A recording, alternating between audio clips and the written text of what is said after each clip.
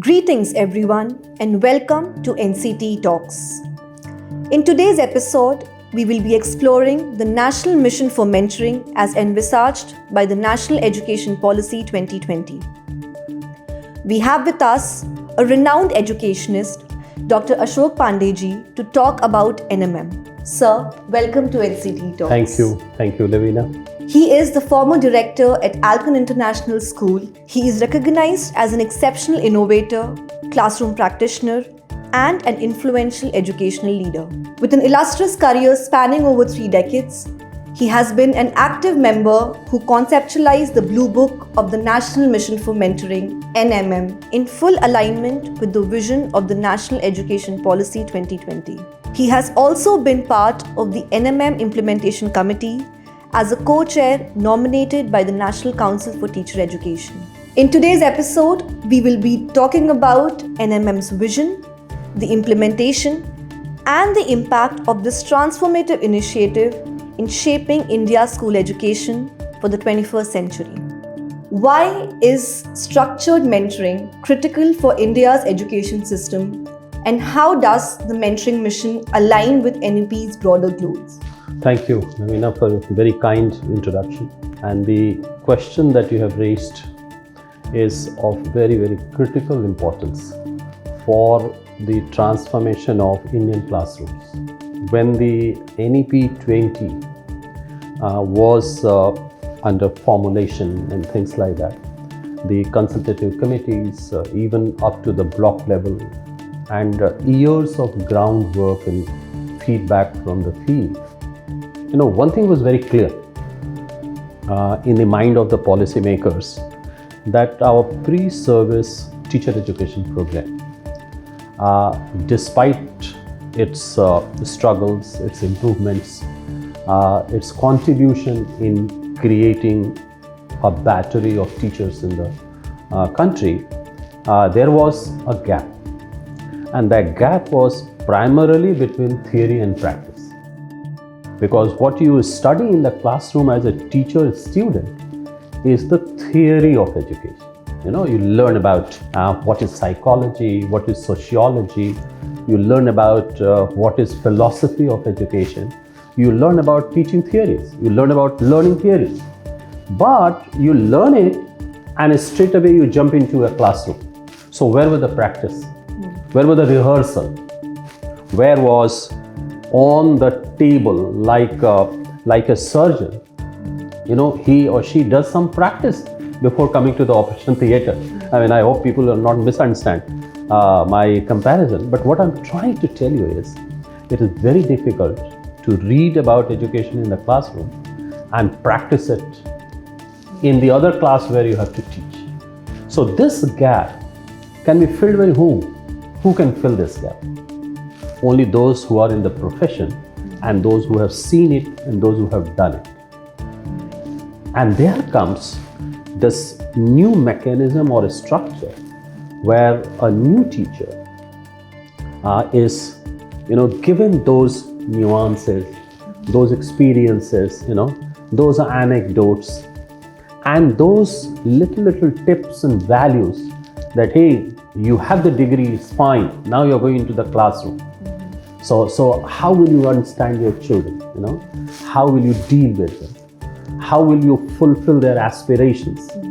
How will you match the twinkle in their eyes? I think somebody has to tell these young teachers, isn't it? So this is one. The second is, even the teacher who is there for the 10 years, the children they taught 10 years before were different from the children who they are teaching today. Which means what? They have to upskill them. That's the second thing. The third thing is the entire disciplinary approach to teaching is also under some kind of transformation. So you have the hard separation of subjects, and then you suddenly have interdisciplinarity where you find the cross-cutting of the subjects, right? So you read climate change, which is so important a topic. Can it be confined to one discipline, let's say for physics or biology? No, it covers everything, including economics, sociology, and anthropology, let's say for that matter. So they also need some kind of upskilling or reskilling. So I have just painted 3 or 4 scenarios. There could be more, only to suggest that every teacher needs somebody who could handhold them, from a young teacher to a veteran teacher. This is one aspect of this need. There is a second aspect which is even more interesting. The set of skills that we require in our daily life, so much so in teaching also, certain skills are very easily akin to the young generation, let's say for example. But those skills, the older generation has not had opportunity to learn. So maybe the younger generation also has expertise in certain skills, and the older generation may like to learn from them.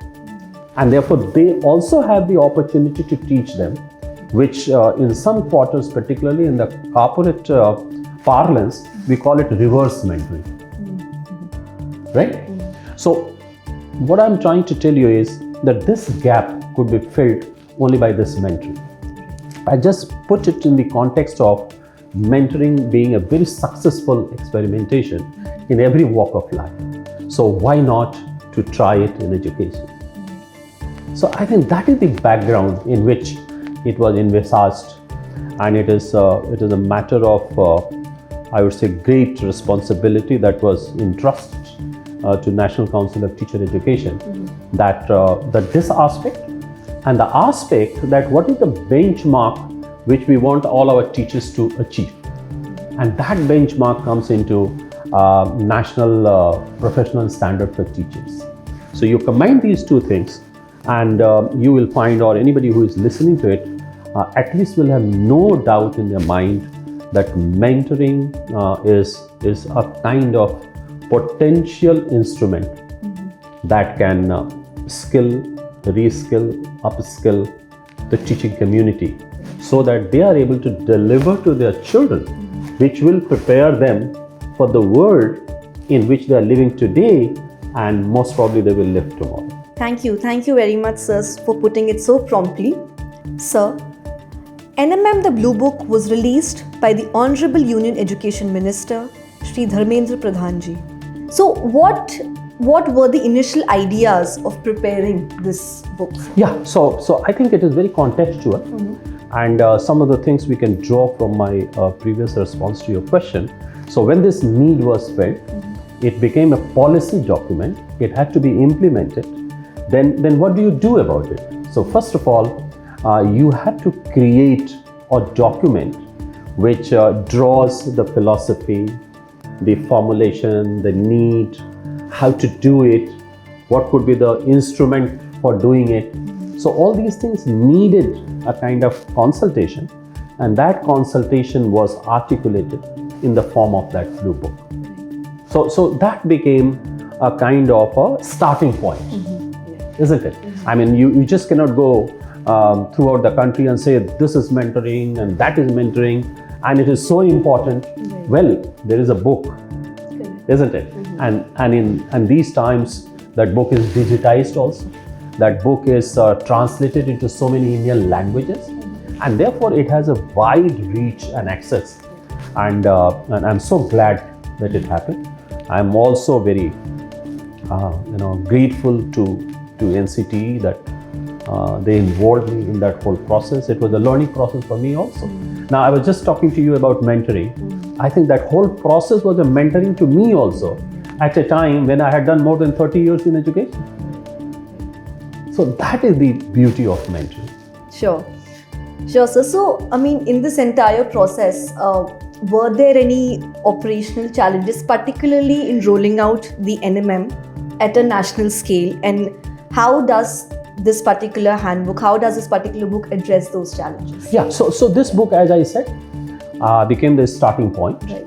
And you are talking of a country where we have 10 million teachers, 1.5 million schools, and so many languages, so much of diversity, private schools, the government schools, schools in the remote areas, right? So therefore, any such program, I think it is a universally accepted way of doing it, is that first you do it at a small scale, which we call pilot. And that is exactly what we did. We did the pilot program. We inducted mentors. We invited mentees. We explained to them whole phenomenon. We identified only few domains of mentoring areas. Why I'm saying few domains? We started with 2 or 3 domains. Today we have got 30 domains, 30 different areas in which the mentoring is being done today. So that small beginning, when our first cohort was 35 or 40 teachers or school principals, today we have a cohort of more than 3,000 mentors. We have got more than 5,000 mentees. So that experience gave us a lot of insight. Sure. That how it can be rolled out, what kind of digital platform we require, what kind of mentor orientation is required, isn't it? How this whole process and relationship between mentors and mentees could be made more effective, not only for them to learn a new skill, but also how that skill can be translated in their classroom experience, because ultimately who is the beneficiary of this whole process? The children. Sir, you made mention of the pilot program as well as some of the insights that you gathered. Is there any particular learning or any particular insight that you remember fondly or would like to flag it in this conversation, sir?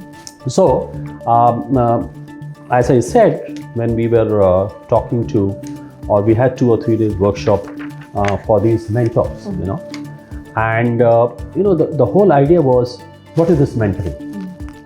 Because in some way or the other, this whole mentoring process was, seen in the context of teaching, training, guiding, coaching, all these terms we use.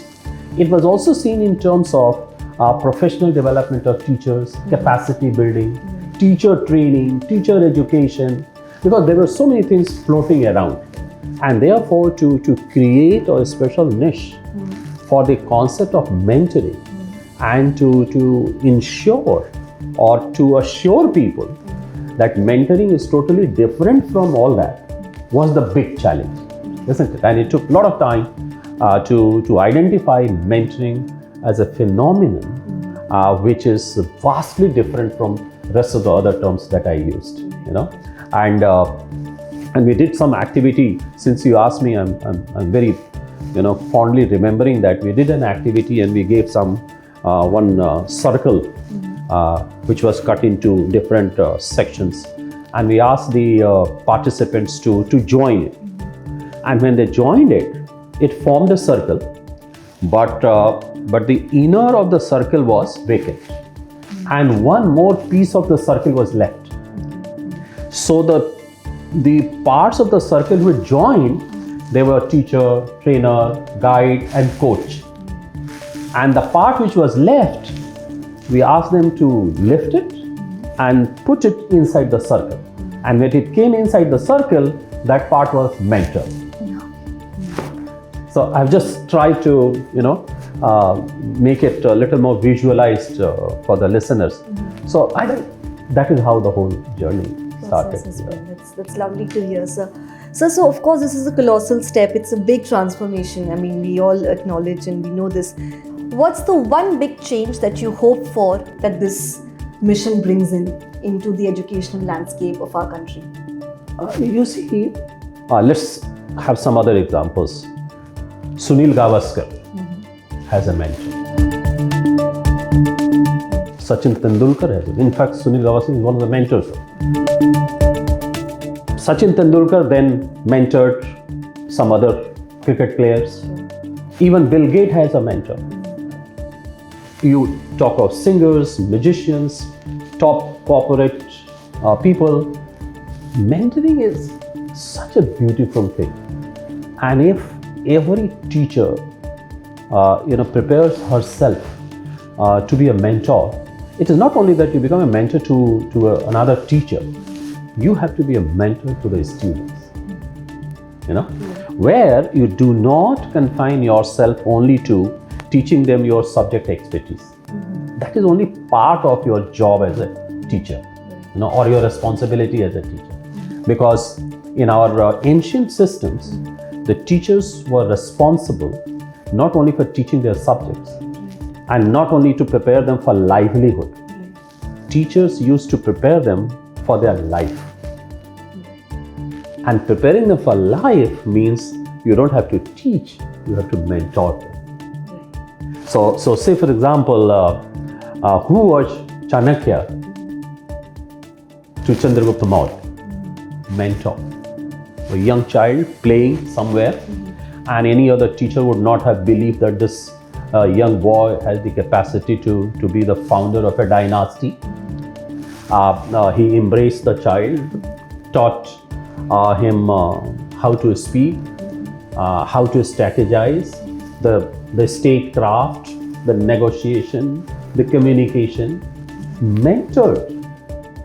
And that mentoring resulted in Chandragupta Maurya not only being the founder, but that dynasty lasted for 140 years, changed the whole course of history. So teachers have to ultimately aim to that role. And that role will begin when they start playing the role of mentor and mentee within themselves. I'm deliberately saying it because it is not that if you are a mentor, you cannot be a mentee. And it is not that once you have become a mentee, you do not aspire to become a mentor. I have already gave you the example of even a young teacher can play the role of a mentor in many senses, right? So answering your question, I'm a teacher, as you know.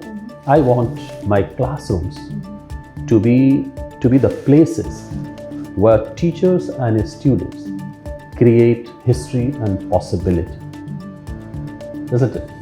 And that should be the places which should be remembered by every generation of learner, that my best place in my life was my classroom, and the best person who came in my life was my teacher. That is the ultimate hidden goal or aspiration of this whole program is, in my opinion. That's my personal opinion. So we mentioned mentors and mentees, and you also spoke about the interchangeable roles amongst them. So specifically for the program at present, how many mentors and mentees have joined the program? Yeah, I told you. So I think almost 3,000 mentors we have. 5,000 plus mentees are already there. But this number could change and change very rapidly in the weeks and months to come because the program is rolling out, and program is also roaring out in the sense that mentoring sessions are taking place. A lot of people are taking interest in it, a lot of demand to that I want to be a mentor, how I can enroll myself, how I can be a mentee, how I can learn, what is there in it for me. So the kind of understanding and the kind of enthusiasm and the kind of interest that this program is generating is only suggesting that in the near future, this program will take a shape which could be a game changer. Sir, speaking about aspirations and visions, the Prime Minister Narendra Modi ji's grand vision of Viksit Bharat 2047. So how do you envision an NMM's role in this particular context, sir? What role do you think the mentioned mission can play? Very good question. Yeah. You know, what has happened in the past 80 years or so? First of all, I said that the mentoring per se was missing. And also at the same time, there was something very unique miss point in our education system. However, I'll not go into details of that. I will only jump to the vision of 2047. Now, you imagine for a Prime Minister to think like that in 1947, India became independent from the British. And every single citizen of the country, irrespective of the age or caste or creed, including young children, everybody participated in it, right? And people may not know it, but education played a very crucial role in it, isn't it? Yeah. Even the underground people, they produced pamphlets and circulated it, isn't it? Many people left their schools because they wanted to take part in that. At the same time, you have got great examples where people started schools for the girls so that they could educate them and see the better future for the country. And in 2047, we will become 100 years old, and independence is not on our agenda because we are already an independent country. So what should be the country galvanized for in 2047? There should be some motivation. We cannot, even a small birthday parties are so lavish. Don't you think that we should have a very lavish celebration of our 100 years of independence? But that celebration is not in terms of show off. That is in terms of attainment. And that attainment is coined as Viksit Bharat, developed country. So what is that developed country?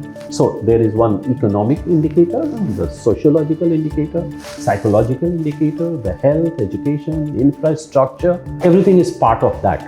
But then how will that happen? And how will that happen is in the classroom. All the developed countries in the world, if you study them, their journey of development has passed through their classrooms. Established fact.